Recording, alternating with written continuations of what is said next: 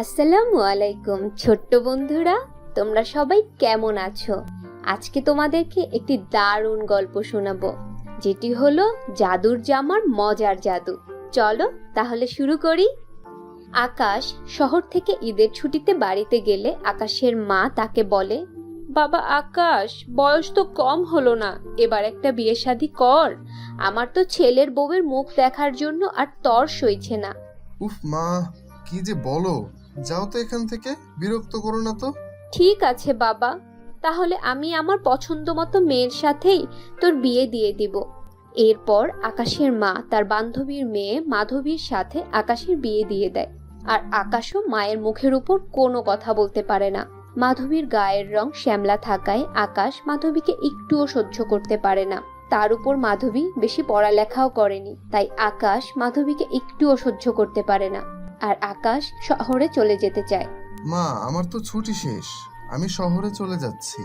ঠিক আছে বাবা। বৌমা, তুমিও ব্যাগ গুছিয়ে নাও, আকাশের সাথে তুমিও যাও। কি বলছো মা? মাধবী কিভাবে যাবে আমার সাথে? আর ও চলে গেলে তুমি একা এখানে কিভাবে থাকবে? হ্যাঁ মা, উনি ঠিকই বলেছে। আমি চলে গেলে আপনি একা থাকবেন, এর থেকে ভালো হয় আমি আপনার সাথে বাড়িতেই থাকি। শোনো বাপু, আমার হলো কই মাছের প্রাণ, এত সহজে আমার জান বের হবে না। আহ মা, সবকিছুতে খামখেয়ালি করো না তো। খামখেয়ালির কি করলাম আবার? আর আমারও তো বয়সও হয়নি যে আমাকে দেখাশোনা করার জন্য লোকের প্রয়োজন হবে। আমি একাই থাকতে পারবো। তোর আমাকে নিয়ে অত ভাবতে হবে না, তুই বৌমাকে সাথে নিয়ে যা। বৌমার সাথে থাকলে তোর যত্ন আত্তি ভালোভাবে করতে পারবে, এতে আমি নিশ্চিন্ত থাকবো। আর শহরে থাকলে বৌমা শহরের চালচলনও শিখবে। আকাশ আর কথা বলতে পারে না, না চাইতেও মাধবীকে সাথে নিয়ে শহরের দিকে রওনা হয় আকাশ। শহরে ফিরে আকাশ মাধবীর সাথে খুব কম কথা বলে, অফিসে বেশি সময় ধরে থাকে, রাতে বাসায় ফিরেও দেরি করে। মাধবী সারাদিন বাসায় এটা ওটা কাজ করে সময় পার করে।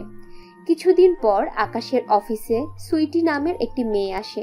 সুইটি দেখতে ভীষণ সুন্দর ছিল, আর আকাশের ওকে এক দেখাতেই ভালো লেগে যায়। আকাশ আর সুইটি একসাথে অফিসে যাওয়া আসা করে, দুজনে একসাথে খাবার খায়, আবার একসাথে ঘুরতেও যায়। ডার্লিং, আমাকে তোমার কেমন লাগে? আরে ডার্লিং, তুমি তো মধুর মতো, তোমাকে আমার ভীষণ ভালো লাগে। সত্যি? হ্যাঁ ডার্লিং, আমি একদম সত্যি বলছি। যাও, কি যে বলো না। আচ্ছা ডার্লিং, আমরা কবে বিয়ে করব? আমার তো আর তর সইছে না। আমার তো তর সইছে না ডার্লিং, আমরা খুব শীঘ্রই বিয়ে করব। একটা ছোট্ট ঝামেলা আছে, যেটা আমি খুব দ্রুত সমাধান করে ফেলবো, তারপর আর কোনো বাধা থাকবে না। এটা বলে আকাশ কিছু একটা ভাবতে থাকে মনে মনে। রাতে বাড়ি ফিরে আকাশ দেখে মাধবী টেবিলে খাবার নিয়ে তার জন্য অপেক্ষা করছে। ওগো, তুমি এসেছো? আমি সেই কখন থেকে তোমার জন্য অপেক্ষা করছি, আজ এত দেরি হলো তোমার? উফ, এত ন্যাকামি করার কি আছে? যাও তো এখান থেকে। তুমি এত রাগ করছো কেন? তোমার জন্য চিন্তা হচ্ছিল, তাই জিজ্ঞেস করলাম। তোমার কথা শুনে গা জ্বলে যায় আমার। শোনো, আমি তোমাকে আজকে একটি বিষয় পরিষ্কার করে বলছি। আমি তোমাকে একদমই পছন্দ করি না, তোমাকে আমার ভালো লাগে না। আমি তোমাকে ডিভোর্স দিব আর সুইটিকে বিয়ে করব। সুইটি দেখতে ভীষণ সুন্দর, তুমি চলে যাও বাসা থেকে। ওগো, তুমি এসব কি বলছো? আমি কালো বলে আমাকে এভাবে হেয় করছো? দয়া করে এমন করো না তুমি। এসব কথা বলে কোনো লাভ হবে না, তুমি চলে যাও বাসা থেকে। আমি আর তোমাকে সহ্য করতে পারছি না। এই কথা বলে আকাশ এই মাঝরাতেই মাধবীকে বাসা থেকে বের করে দেয়। মাধবী রাস্তায় দাঁড়িয়ে কাঁদতে থাকে, কাঁদতে কাঁদতে বলে, আমি এখন কোথায় যাব, কি করব? বাড়িতে মায়ের কাছেও যেতে পারবো না, আমার তো মরে যাওয়া ছাড়া আর কোনো উপায় নেই। এই বলে মাধবী সুইসাইড করতে নদীর দিকে হাঁটতে থাকে। আর ওইদিকে আকাশ সুইটিকে বিয়ে করে বাসায় নিয়ে আসে। মাধবী নদীর ধারে বসে মাথায় হাত দিয়ে কাঁদতে থাকে। এই সময় এক পরী নদীর কাছে দিয়ে যাচ্ছিল। নদীর ধারে মাধবীকে কাঁদতে দেখে পরীর খুব মায়া হয়। পরী মাধবীকে বলে, মাধবী, তোমার কি হয়েছে? তুমি কাঁদছো কেন? আমি কাঁদবো না তো কি করব? আর আমার তো কান্না করা ছাড়া আর কিছুই করার নেই। আমার জীবনে সব কিছু শেষ হয়ে গেছে, আমি আর বাঁচতে চাই না। আহা মাধবী, তুমি কান্না করো না। এভাবে জীবনের সাথে হার মানতে নেই।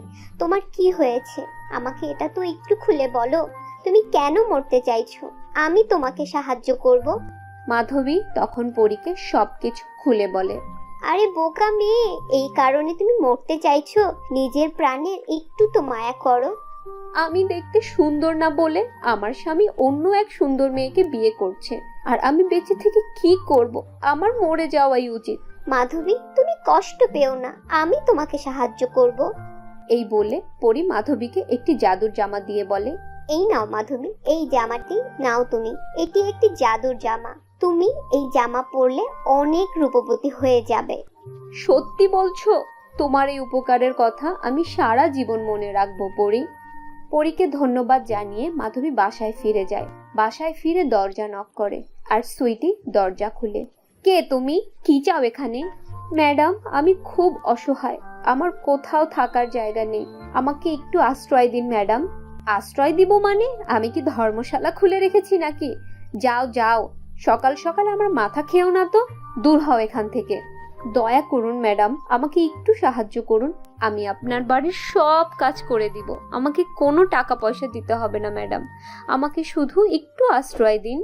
টাকা পয়সা দিতে হবে না দেখে সুইটির চোখ দুটো জল জল করে ওঠে। মনে মনে ভীষণ খুশি হয়ে বলে, ভালোই হলো, বিনা পয়সায় একটা কাজের লোক পেয়ে গেলাম। তারপর সুইটি মাধবীকে বাড়িতে থাকতে দেয়। রাতে আকাশ বাড়ি ফিরে মাধবীকে দেখে চমকে ওঠে, আর সুইটিকে বলে, সুইটি, কে ও?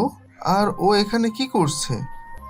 আরে তুমি রাগ করো না, ওর কোনো থাকার জায়গা নেই, আমার কাছে একটু আশ্রয় চাইলো, তার বিনিময়ে ও বাড়ির সব কাজ করে দিবে, তাই ওকে রেখে দিয়েছি, তুমি রাগ করো না। আকাশ মাধবীকে এভাবে অসহায়ের মতো কাজ করতে দেখে মনে মনে ভীষণ কষ্ট পায়, কিন্তু কিচ্ছু বলতে পারে না, আর সেখান থেকে চলে যায়। রাতে আকাশ একটুও ঘুমোতে পারে না। বাড়ির সবাই মিলে রাতে ঘুমিয়ে পড়লে মাধবী ওর ঘরে গিয়ে পরীর দেওয়া সেই জামাটা গায়ে দেয়, আর সাথে সাথে মাধবীর গায়ের রং দুধের মতো ফর্সা হয়ে যায়, আর মাধবী মনের খুশিতে হেসে ওঠে। সকালে মাধবী ঘরের কাজ করতে থাকে। হঠাৎ আকাশ মাধবীকে দেখে অবাক হয়ে তাকিয়ে থাকে। মাধবীর এত সুন্দর রূপ দেখে আকাশ মাধবীর উপর থেকে চোখ সরাতে পারে না। এমন সময় সুইটি সেখানে চলে আসে, আর আকাশকে ঝাড়ি মেরে বলে, তুমি ওর দিকে এমন হাঁ করে কি দেখছো? আর মাধবী, তুই তুই এক রাতের মধ্যে কালো কাক থেকে এমন ধবধবে ফর্সা হয়ে গেলি কি করে? কোনো জাদুটোনা করেছিস নাকি আমার স্বামীকে হাতানোর জন্য? সুইটি, ওর সাথে এভাবে কেন কথা বলছো? ও কি করেছে? তোমার আবার কি হয়েছে? ওর প্রতি এত দরদ দেখাচ্ছ যে দেখে একদম গা জ্বলে উঠছে আমার। আর মাধবী, তুই দাঁড়িয়ে তামাশা দেখছিস? দাঁড়া, আজ তোর একদিন কি আমার একদিন। এই বলে সুইটি মাধবীর দিকে তেড়ে যায়। আকাশ সুইটিকে বাধা দিচ্ছে। এমন সময় সেখানে একজন লোক পুলিশ নিয়ে হাজির হয়। ইন্সপেক্টর সাহেব, এই সেই ছলনাময়ী নারী মিথ্যা কথা বলে আমাকে বিয়ে করে আমার টাকা পয়সা সব নিয়ে পালিয়ে এসেছে, গ্রেফতার করুন একে। পুলিশ সুইটিকে ধরে থানায় নিয়ে যায়। তারপর আকাশ নিজের ভুল বুঝতে পারে। মাধবী, আমার ভুল হয়েছে, আমি তোমাকে অনেক কষ্ট দিয়েছি, দয়া করে আমাকে তুমি ক্ষমা করে দাও। মাধবীও আকাশকে ক্ষমা করে দেয়, আর দুজনে একসাথে সুখে শান্তিতে সংসার করতে থাকে। তো ছোট্ট বন্ধুরা, গল্পটি তোমাদের কেমন লেগেছে অবশ্যই জানাবে। আজকে তাহলে চলি, আমি আবার মজার এক গল্প নিয়ে তোমাদের মাঝে হাজির হব। ভালো থেকো, আল্লাহ হাফেজ।